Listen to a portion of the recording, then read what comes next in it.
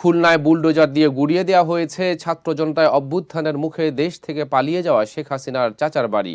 বুধবার রাত ৯টার দিকে বৈষম্য বিরোধী ছাত্র আন্দোলনের নেতা কর্মীরা ঘোষণা দিয়ে ওই ভাঙচুর চালান।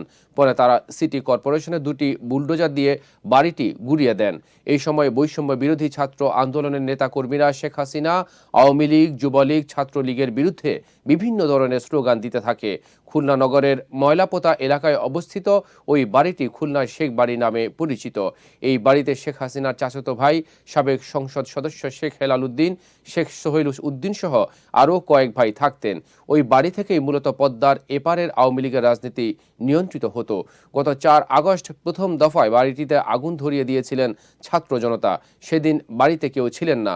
৫ আগস্ট গণ অভ্যুত্থানের পর আবারও ভাঙচুর, অগ্নিসংযোগ ও লুটপাট করা হয়। এরপর বাড়িটি শুধুই ইট পাথরের কাঠামোই অবশিষ্ট ছিল।